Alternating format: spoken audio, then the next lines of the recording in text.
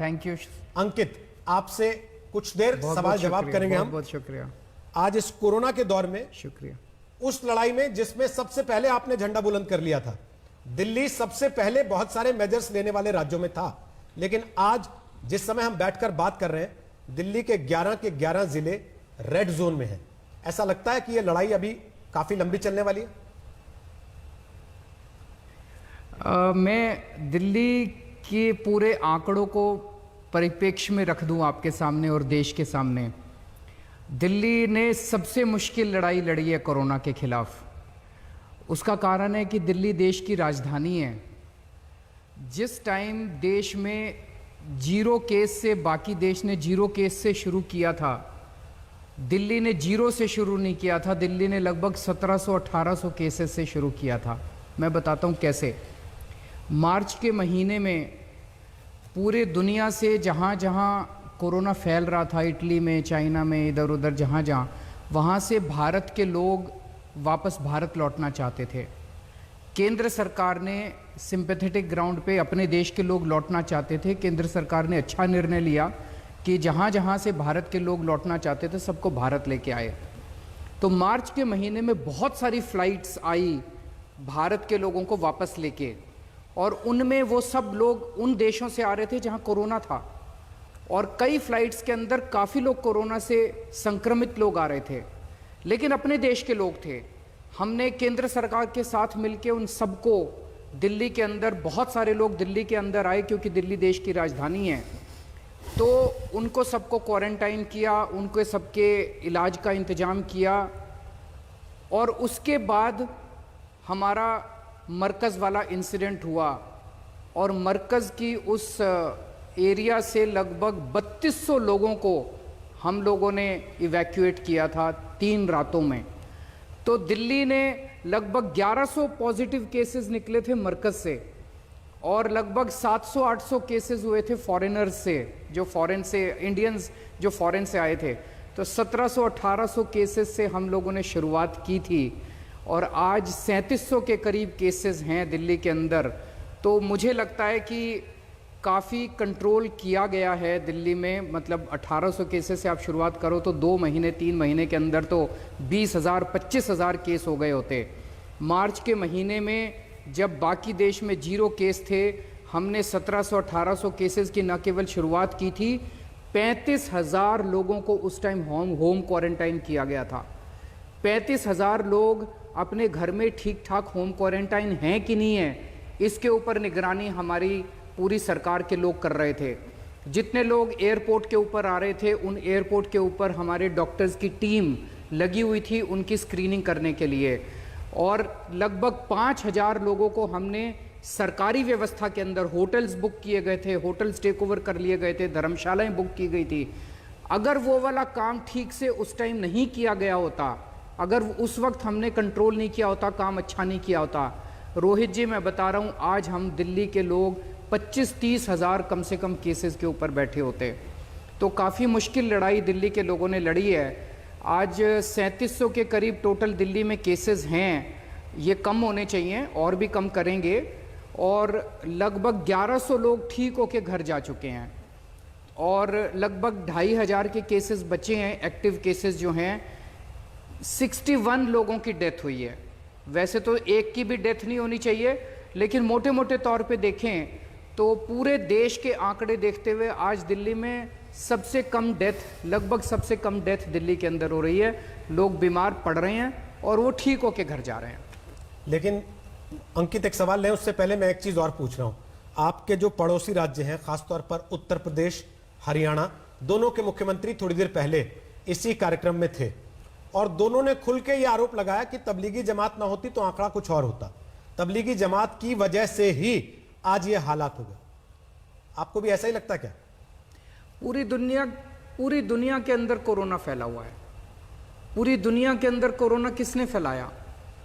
अब अगर मैं इस तरह से कहूं कि अगर फॉरेन से लोग ना आए होते तो कोरोना ना होता।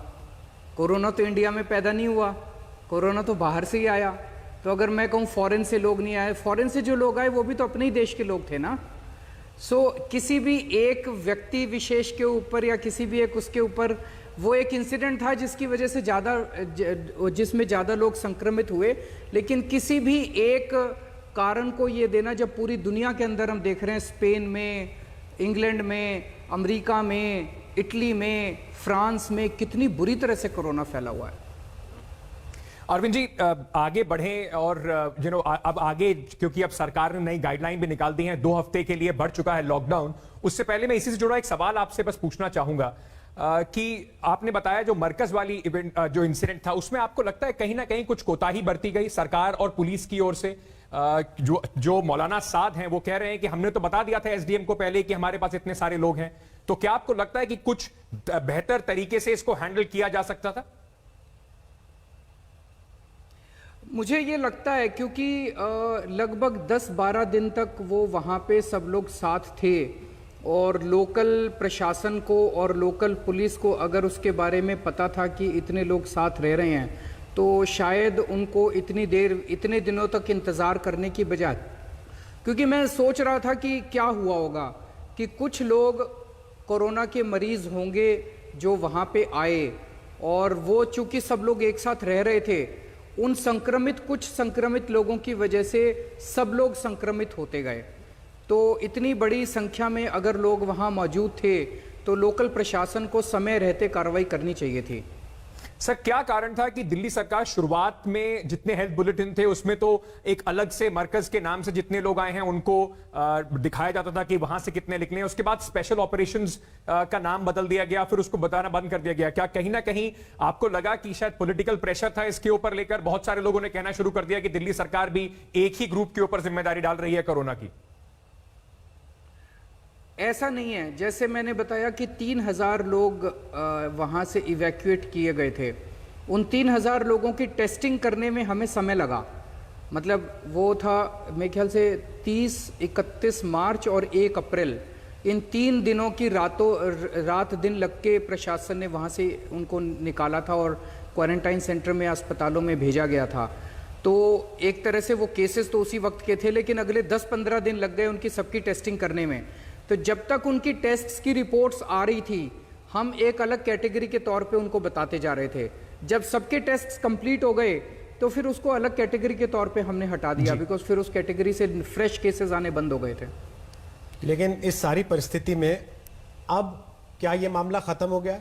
वहां से जुड़े जितने केसेस थे वो सब ट्रैक कर लिए गए? वो लोग दिल्ली में कम से कम जिन जिन जगहों हाँ जी, पर वो सब अब ट्रैक कर लिए गए हैं। वो सब ट्रैक कर लिए गए हैं जो लोग उस पर्टिकुलर इंसिडेंट से एसोसिएटेड थे, और अब तो उसके अलावा बात आगे बढ़ चुकी है। लॉकडाउन 3.0 आ चुका है, जो कि 17 मई तक अब लॉकडाउन का अगला चरण रहेगा।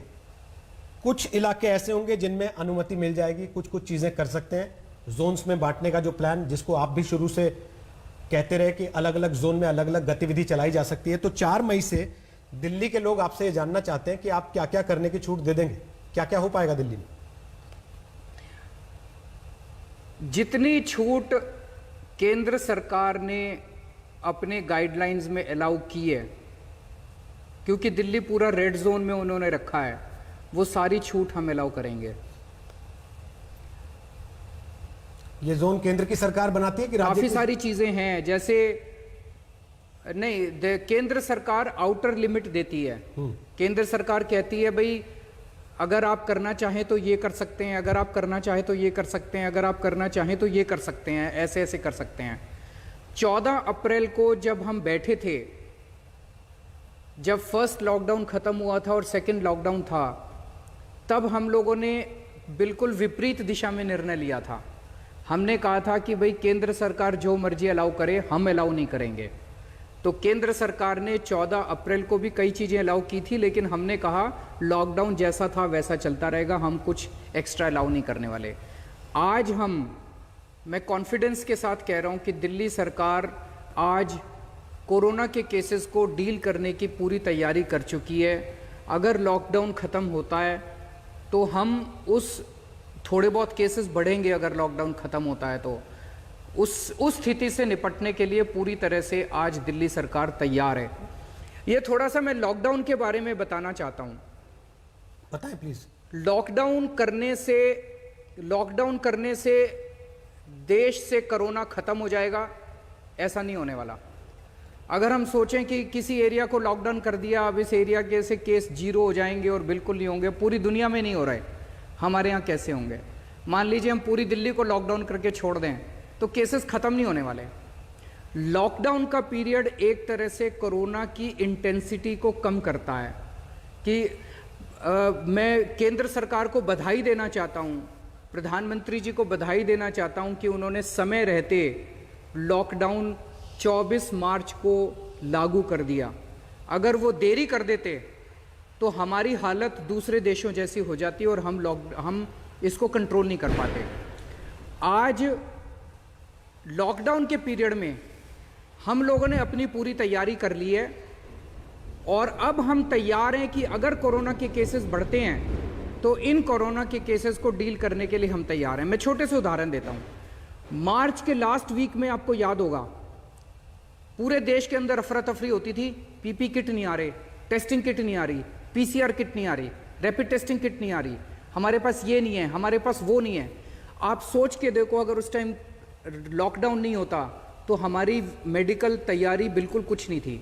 इस लॉकडाउन के पीरियड के अंदर हमने अपने कोविड के स्पेशल अस्पताल बना लिए, कोविड केयर सेंटर बना लिए, कोविड हेल्थ सेंटर्स बना लिए, कोविड टेस्ट सेंटर्स बना लिए, पीपी किट भी बहुत सारे दिल्ली के अंदर रीजनेबली हमारे पास सब सफिशिएंट पीपी किट्स हैं, हमारे पास टेस्टिंग किट्स हैं। अब हम सब लोग तैयार हो गए हैं।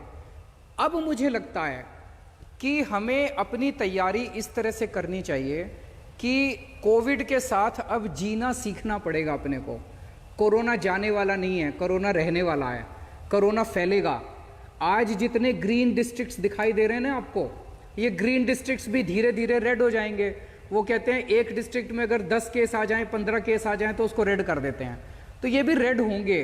कोरोना के साथ जीना सीखना पड़ेगा। तो इसमें 2 चीजें करनी पड़ेंगी जो दिल्ली की हमने स्ट्रैटेजी बनाई है। एक तरफ कि कोरोना को फैलने से रोकना है। कैसे रोकेंगे? खूब टेस्ट करो, खूब टेस्ट करो, खूब टेस्ट करो। दिल्ली में आज पूरे देश में सबसे ज्यादा टेस्ट हो रहे हैं, सबसे ज्यादा टेस्ट। जो नेशनल एवरेज है टेस्ट का, उससे 3 गुना ज्यादा हम टेस्ट कर रहे हैं। तो टेस्ट कर करके हम आइडेंटिफाई करते जाते हैं, इस आदमी को कोरोना, इसका इलाज कराओ, इसको अपने घर में क्वारंटाइन करो, ताकि फैले ना कोरोना। टेस्ट कर करके फैलने से रोको। दूसरी स्ट्रेटेजी है लोगों को मरने से रोको। डेथ रेट को कंट्रोल करना है, किसी भी तरह से लोगों को मरने नहीं देना। वो कैसे होगा? अपनी हेल्थ सिस्टम को ठीक करके, अपने अस्पतालों को दुरुस्त करके, कोविड के स्पेशल अस्पताल खोल के। वो भी अब हमने सारी तैयारी कर ली है। तो अब अपने को कोरोना से जिंदगी जीने के लिए तैयार करना है। वो आज दिल्ली तैयार है। अनफॉर्चुनेटली हमें पूरा इन्होंने रेड घोषित कर दिया। मुझे ये उम्मीद थी कि केवल कंटेनमेंट जोन्स को रेड किया जाएगा, बाकी दिल्ली को खोल दिया जाएगा। मैं केंद्र सरकार से बातचीत कर रहा हूं कि जी बाकी दिल्ली को अब खोल दीजिए, दिल्ली खुलने के लिए अब तैयार है, हम सब लोग तैयार हैं। केवल कंटेनमेंट जोन्स को, आज 97 कंटेनमेंट जोन्स हैं दिल्ली के अंदर, अगर वो अपनी कंडीशंस और सख्त करके 97 के 200 कंटेनमेंट जोन कर लो, 250 कंटेनमेंट जोन कर लो, बाकी दिल्ली को तो खोल दीजिए, बाकी अर्थव्यवस्था को तो खोल दीजिए कम से कम दिल्ली की। एक चीज अरविंद जी, ये केंद्र का या आपकी सरकार का असली डर या असली चैलेंज क्या है? कि दिल्ली देश की राजधानी है इसलिए इसकी चिंता ज्यादा है, या दिल्ली के बॉर्डर्स खुले हुए हैं बाकी राज्यों से लोग आते हैं इसलिए चिंता ज्यादा है, या मीडिया सबसे पहले नजर यही रखता है इसलिए चिंता ज्यादा होती है? नहीं, ऐसा नहीं है। मुझे नहीं लगता उन्होंने कोई दिल्ली के साथ अलग व्यवहार किया है, ऐसा नहीं है। दिल्ली, जितने बड़े शहर हैं आज देश के, सारे कंप्लीट रेड हैं। पूरी दिल्ली रेड जोन है, पूरा मुंबई रेड जोन है, पूरा बेंगलोर रेड जोन है, पूरा कलकत्ता रेड जोन है। देश के सारे बड़े बड़े शहर रेड जोन में आ रहे हैं।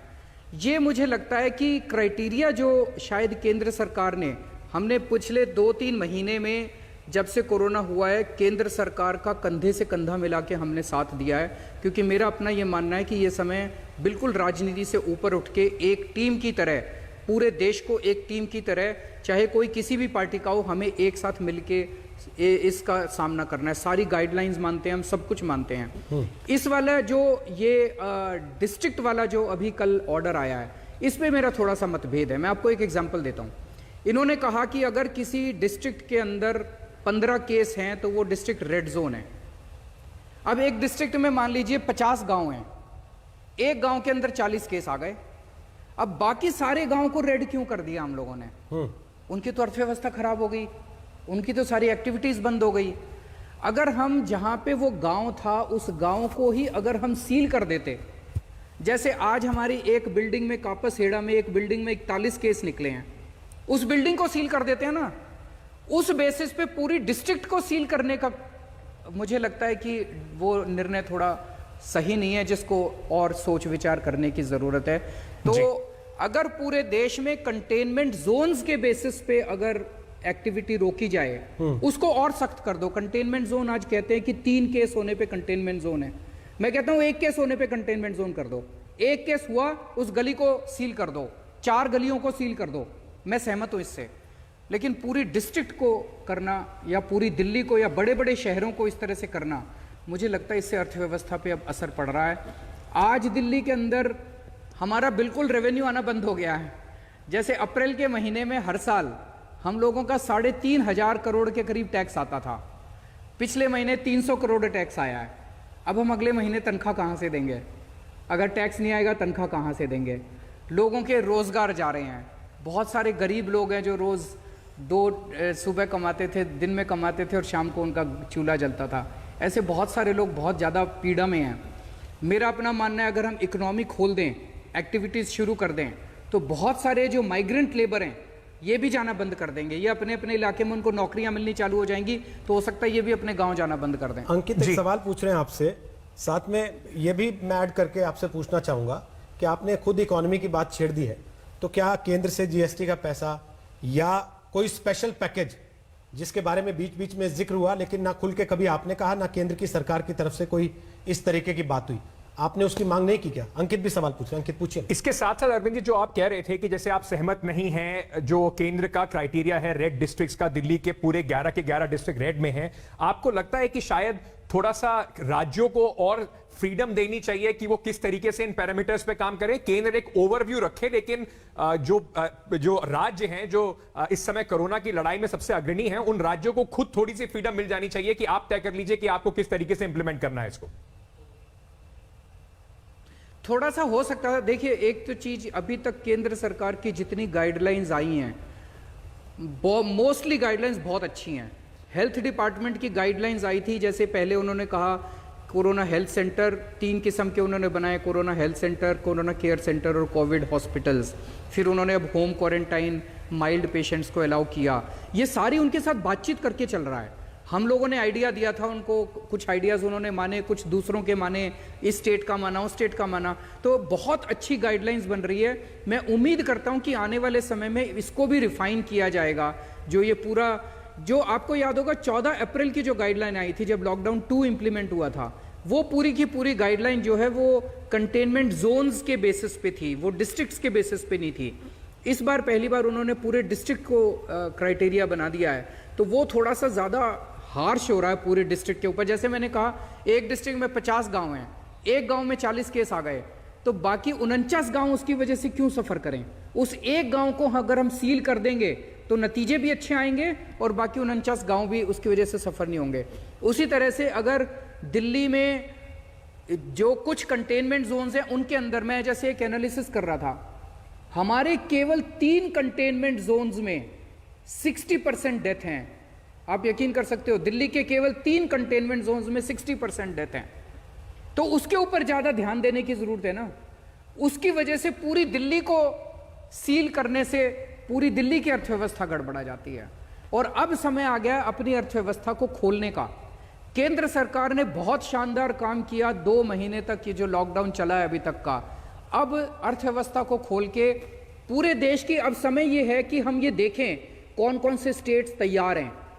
अब हमें ये नहीं देखना किसमें कितने केस आ गए, हमें ये देखना है कि कौन कौन से स्टेट्स कोरोना से डील करने के लिए तैयार हैं।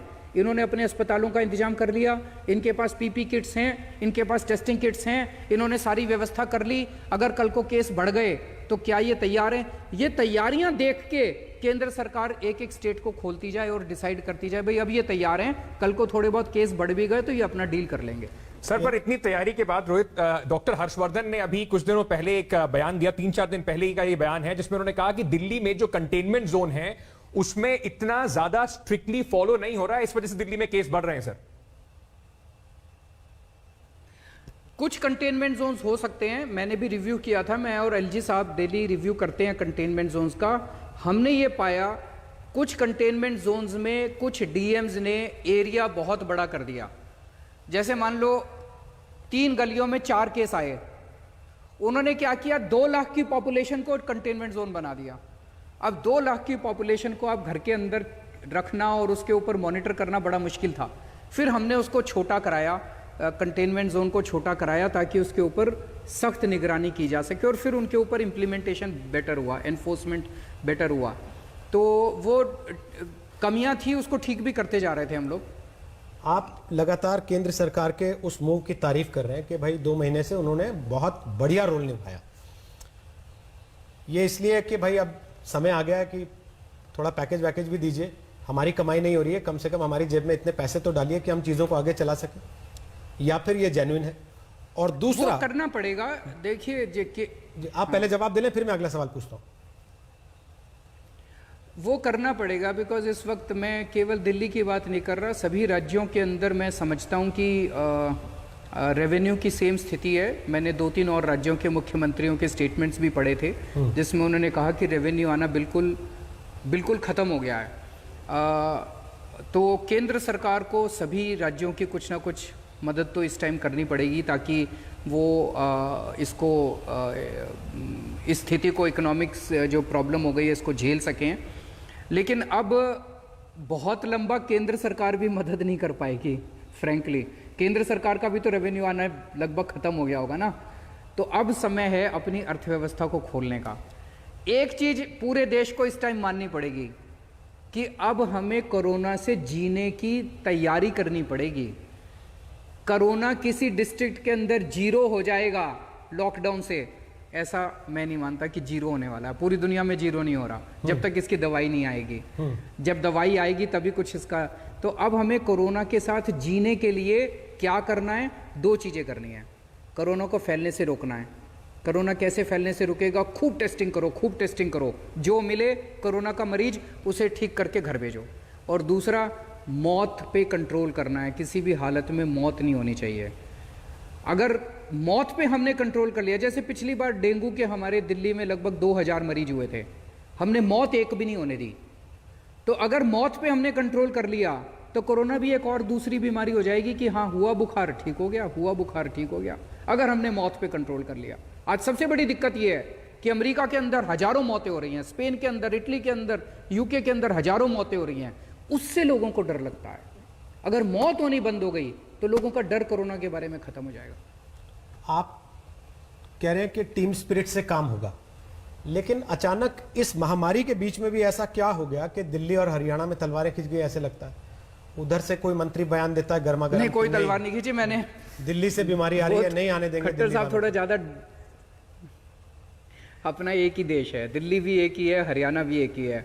हरियाणा वाले कोई अलग थोड़ी हैं, दिल्ली वाले कोई अलग थोड़ी हैं। हरियाणा वाले भी तो अपने ही हैं, दिल्ली वाले भी अपने ही हैं, महाराष्ट्र वाले भी अपने ही हैं। एक चीज मैं क्लियर कर दूं, पूरा देश जब तक एक यूनिट की तरह नहीं सोचेगा कोरोना खत्म नहीं होने वाला।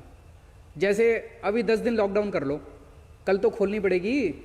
दिल्ली हरियाणा के बॉर्डर, इसके बॉर्डर, उसके बॉर्डर सब खोलने पड़ेंगे। जब खोलेंगे फिर फैल जाएगा। तो मैं जब सोचता हूं तो मैं ये भी सोचता हूं कि हरियाणा में भी केस नहीं होने चाहिए। हरियाणा की भी तैयारी हो, राजस्थान की भी तैयारी हो, महाराष्ट्र की भी तैयारी हो। सारा देश, जब पूरे देश की तैयारी होगी कि कोरोना को कैसे लड़ना है, तब दिल्ली बचेगी। दिल्ली ऐसे नहीं बचेगी कि दिल्ली अलग होके बच जाएगी। दिल्ली वालों को हरियाणा का भी सोचना पड़ेगा, उत्तर प्रदेश का भी सोचना पड़ेगा, राजस्थान का भी सोचना पड़ेगा। अपने को सबको मिलके एक देश की तरह सोचना पड़ेगा। मेरी खट्टर साहब से बात हुई थी परसों जी, बताया उन्होंने आपसे थोड़ी देर पहले। तो मैंने उनसे कहा था, मैंने उनसे कहा, मैंने कहा सर ये आप हरियाणा के ऊपर, तो वो थोड़े से कह रहे थे, बोले जी सारे केसेस दिल्ली से आ रहे हैं तो आप दिल्ली में ही अपने लोगों को रख लीजिए और फलां। तो वो थोड़े से इस बात से, नेचुरली वो हरियाणा के मुख्यमंत्री हैं तो उनकी अपनी चिंताएं थी हरियाणा को लेकर। तो कुछ व्यवस्था हो रही है जो हरियाणा से लोग आ रहे हैं उनके रहने की यहाँ पर, क्योंकि कल बहुत बड़ी लंबी लाइनें थी, डॉक्टर हैं, नर्सेज हैं जो दिल्ली के अस्पतालों में काम कर रहे हैं या दिल्ली से मेदांता जैसे अस्पतालों में काम कर रहे हैं, वो फंसे हुए थे बिल्कुल बॉर्डर पर, परेशान थे कल। मैंने ये बोला है कि लिस्टें बना लो, अगर जो लोगों की जो लोग हरियाणा में रहते हैं और उनकी बहुत ज़्यादा ज़रूरत है अभी इमरजेंसी सर्विसेज में, एसेंशियल सर्विसेज में, लिस्टें बना लो तो उनके लिए फिर दिल्ली में ही कहीं टेम्पोररी थोड़े दिन के लिए रहने की व्यवस्था कर देंगे हम लोग। लेकिन अरविंद जी, एक तरफ हम इस बात को लेकर चिंता कर रहे हैं कि अब इकोनॉमी को रिवाइव करने के मोड में आना है, सब कुछ खुलना चाहिए वापस धीरे धीरे करके। दूसरी तरफ ट्रेनें चल रही हैं कि मजदूर जो जहां हैं वो अपने घर जाना चाहते हैं तो चले जाएं। मजदूर चला जाएगा तो फिर इंडस्ट्री काम कैसे करेगी? ये सवाल तो हर उस राज्य के सामने होगा Exactly. जहां इंडस्ट्री है। बिल्कुल सही बोला आपने रोहित जी। इसीलिए मैं कह रहा हूं कि अगर अभी हम पहले अर्थव्यवस्था खोल दें, ये अगर पहले हमने माइग्रेंट्स को जाना अलाउ कर दिया तो सारे चले जाएंगे। उनको ये लग रहा है यार अब पता नहीं कितने दिन में खुलेगा सब कुछ, कब होगा, भविष्य को लेके बहुत बड़ी अनिश्चितता है। लेकिन अगर हम पहले कंस्ट्रक्शन एक्टिविटीज़ खोल देते, इंडस्ट्रियल एक्टिविटीज़ खोल देते और कमर्शियल एक्टिविटीज़ खोल दें तो इसमें कम से कम 50% माइग्रेंट्स को हम जाने से रोक सकते हैं। फिर उनको यहीं पे दोबारा काम मिल जाएगा, यहीं पे रुक जाएंगे। पहली बार जब माइग्रेंट्स घर जा रहे थे तो काफी आरोप प्रत्यारोप भी चले, जो कि बहुत अच्छा संकेत नहीं था एक महामारी के दौर में। आपको लगता है कि ये लॉकडाउन इल प्लान्ड था जैसा कांग्रेस ने आरोप लगाया? ये बेहतर तरीके से हो सकता था, अचानक से कर दिया गया? कैसे प्लान करते हैं आप? देखिए, अगर ज़्यादा प्लानिंग, अगर थोड़ी बहुत और प्लानिंग होती तो हो सकता था, लेकिन समय बड़ा कीमती था उस टाइम। बड़ी तेज़ी के साथ केसेस बढ़ने चालू हो गए थे। अगर उस टाइम लॉकडाउन एकदम से नहीं किया जाता तो समय हम खो सकते थे। थोड़ी बहुत और तैयारी, इसके ऊपर मतभेद हो सकते हैं। कोई कह सकता है रेट्रोस्पेक्टिव में तो सब कुछ हम कह सकते हैं कि ये इसको बेहतर कर सकते थे, उसको बेहतर कर सकते थे, बेहतर कर भी सकते थे, लेकिन मेरा अपना ये मानना है कि टाइमिंग बहुत इंपॉर्टेंट था और टाइमिंग सही था। अगर वो नहीं करते, हमें ये समय नहीं मिलता। इस 1.5 महीने के समय को हमने दिल्ली के अंदर अपनी तैयारियां पूरी, आज हम पूरी तरह से तैयार हैं। दिल्ली के मुख्यमंत्री के तौर पे आज मैं दिल्ली के लोगों को ये पूरा विश्वास दिला सकता हूं कि कोरोना की लड़ाई से कोरोना को डील करने के लिए आज हम तैयार हैं। कल को अगर केस बढ़ भी गए, हमारी तैयारी है उससे डील करने के लिए। अरविंद जी, मैं एक प्लाज्मा थेरेपी पे आपसे कुछ सवाल पूछना चाहूंगा, क्योंकि दिल्ली सरकार ने इसके बारे में बताया कि आप लोग इस पे शुरू कर रहे हैं। आपने कई अपने हॉस्पिटल्स के अंदर LNJP में और साथ में एक प्राइवेट हॉस्पिटल है मैक्स, वहां पर भी इसके बारे में कुछ जो एक्सपेरिमेंट्स हैं वो शुरू हुए, उसको देखा गया। आप खुद आए, आपने बयान दिया कि इससे काफी रिजल्ट्स जो हैं वो पॉजिटिव आ रहे हैं। उसके अगले दिन ही केंद्र सरकार का बयान आता है कि प्लाज्मा थेरेपी को सिल्वर बुलेट मत मान के चलिए, अभी बहुत लिमिटेड इसका दायरा है। केंद्र सरकार ने जो कहा वो भी सही था और जो मैंने कहा वो भी सही था।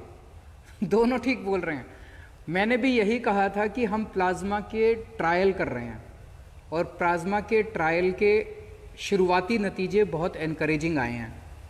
केंद्र सरकार ने ये कहा कि प्लाज्मा अभी केवल ट्रायल स्टेज पे है, ये कितना इफ़ेक्टिव है इसके बारे में अभी ट्रायल चल रहे हैं, कहना मुश्किल है।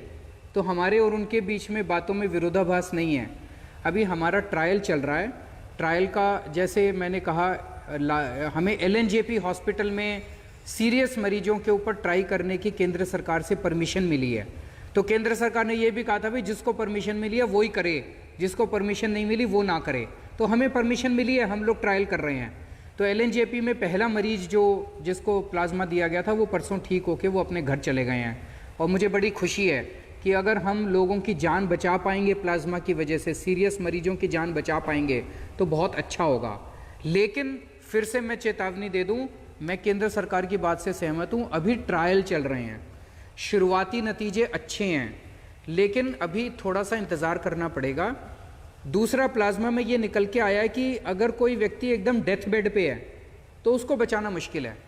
लेकिन अगर हमें ये लग रहा है कि अभी उसकी हालत डिट्यूरेट होनी चालू हुई है, अभी पूरी तरह से डिट्यूरेट नहीं हुई, उस स्टेज पे अगर प्लाज्मा दे दिया जाए तो नतीजे ज़्यादा बेहतर आ रहे हैं। लेकिन फिर भी अभी ट्रायल है, डॉक्टर्स कर रहे हैं। जैसे जैसे जो नतीजे आएंगे वैसे वैसे आपको बताते जाएंगे। आज ही मैंने एक और खबर पढ़ी है कि अमेरिका के अंदर और इंग्लैंड के अंदर काफ़ी बड़े स्केल के ऊपर, यहाँ तक कि चाइना भी ये ट्रायल्स, प्लाज्मा के ट्रायल्स कर रहे हैं। और सभी देशों ने ये कहा है कि प्लाज्मा के नतीजे, ट्रायल्स के नतीजे, अभी शुरुआती नतीजे अच्छे आ रहे हैं, हर जगह आ रहे हैं। केवल दिल्ली में नहीं, दूसरे देशों में भी अच्छे नतीजे आ रहे हैं। तो सेंटर से आपको पूरा सपोर्ट मिल रहा है या कोई कसक बाकी है? नहीं, सबको मुझे लगता है कि इस टाइम जब हम लोग प्रधानमंत्री जी जो सभी मुख्यमंत्रियों के साथ बैठक करते हैं, तो दूसरे मुख्यमंत्रियों को भी जब सुनते हैं, मुझे लगता है कि सभी को सहयोग ठीक ठाक मिल रहा है। अच्छा कोऑर्डिनेशन इस टाइम चल रहा है केंद्र सरकार और सभी राज्य सरकारों के बीच में। हमें दिल्ली सरकार को इस टाइम किसी भी तरह की कोरोना को डील करने के लिए किसी भी तरह की कोई शिकायत नहीं हो रही है। अरविंद जी, लेकिन मैं इस पे थोड़ा सा अपील करना चाहूँगा केंद्र सरकार से कि ये जो पूरे दिल्ली को रेड बना दिया, इसको अगर वो रीथिंकिंग कर लें, पुनर्विचार इस पे करें और केवल कंटेनमेंट जोन्स जो हैं, कंटेनमेंट जोन की परिभाषा को और ज़्यादा सख्त कर दीजिए, लेकिन कंटेनमेंट जोन्स को छोड़ के बाकी दिल्ली को खोल दीजिए। और अगर थोड़ा सा उनको वो है तो जैसे मार्केट खोलें, ऑड इवन कर दीजिए दुकानों को, कि एक दिन ऑड नंबर की दुकानें खुलेंगी, एक दिन इवन की खुलेंगी, थोड़ा सोशल डिस्टेंसिंग भी हो जाएगा। लेकिन अब अर्थव्यवस्था को खुलने का टाइम आ गया है। रोहित, शायद हमें कोरोना की तैयारी से जुड़ा हुआ, केंद्र से जुड़ा हुआ, मुझसे पूछना चाहता हूं कि शायद अरविंद केजरीवाल ऑपोजिशन जहां पर है बीजेपी की, वहां एक लौते मुख्यमंत्री होंगे जो केंद्र सरकार की तारीफ कर रहे हैं, क्रिटिसिज्म नहीं कर रहे हैं। चाहे आप ममता जी को ले लीजिए, चाहे आप केरला चले जाइए, वहां पर केंद्र सरकार के लिए उद्धव ठाकरे ने भी कई बार बात कही कि हमें पूरी तरीके से सहयोग नहीं मिल रहा है। तो अरविंद जी, क्या केंद्र का कुछ इस बार चुनाव जीतने के बाद कुछ नजरिया बदल गया है आपके लिए? देखिए कि पिछले 2-2.5 महीने से जब से हम कोरोना से डील कर रहे हैं, तब से हमने जैसे अभी थोड़े दिन पहले वो रैपिड टेस्टिंग किट आई और उसमें हम लोगों ने उनको फ़ोन किया और उन्होंने हमें रैपिड टेस्टिंग किट दे दी। हमने पीपी किट मांगी, उन्होंने पीपी किट दे दी। तो अभी तो मैं केवल उसी बेसिस पे, मैंने जैसे बताया, मैं इस टाइम बिल्कुल राजनीति की बात नहीं करना चाहता। मेरा मकसद केवल और केवल इस टाइम अपने दिल्ली के लोगों के लिए कोरोना के इंतजामों की तैयारी करना है। अगर मुझे कहीं से भी सहयोग मिलेगा उसके लिए मैं उनके जाके पैर पकड़ लूँगा कि हमारे दिल्ली के लोगों के लिए जी पीपी किट दे दो, हमें टेस्टिंग किट दे दो, हमारे लिए अस्पताल का इंतजाम कर दो। तो किसी भी क्वार्टर से मुझे कोई भी सहयोग मिलेगा, मैं वहीं से सहयोग लेने के लिए तैयार हूँ और हमें केंद्र सरकार से पिछले 2 महीने में पूरा सहयोग मिला है। आप कह रहे हैं कि राजनीति नहीं करना चाहते, लेकिन राजनीति तो हो गई। उसके बावजूद बीच में बड़े आरोप लगते रहे कि भाई देखिए कोरोना में भी हिंदू मुसलमान कर दिया लोगों ने, जबकि आपके मंत्रियों से, आपके पार्टी के नेताओं से लगातार हम चर्चा करते रहे उस विषय पर भी, जिसमें उन्होंने साफ कहा कि सोर्स तक पहुंचना जरूरी है। इसलिए इस बीमारी की स्टडी में यह बताना पड़ेगा कि इस बीमारी का कैरियर कौन था। वो जो पूरा एक फेज गुजरा पिछले 20-22 दिन, जिसमें जमात को लेकर बड़ी बहसें हुई, उसके लिए आप किसको जिम्मेदार मानते हैं? मुख्यमंत्रियों को, जिन्होंने अलग कॉलम बनाया, इस टाइम मैं ना किसी को जिम्मेदार, या बीजेपी को? मैं इस टाइम ना किसी को जिम्मेदार, ना मैं किसी को जिम्मेदार ठहराना चाहता, ना मैं किसी को। हमारे लिए हर धर्म के, हर जात के लोगों की ज़िंदगी इम्पॉर्टेंट है। हमारे लिए हर एक व्यक्ति की ज़िंदगी बचाना इम्पॉर्टेंट है। उसके लिए हम जी तोड़ मेहनत कर रहे हैं। एक एक दिल्ली के एक एक कोविड हॉस्पिटल के अंदर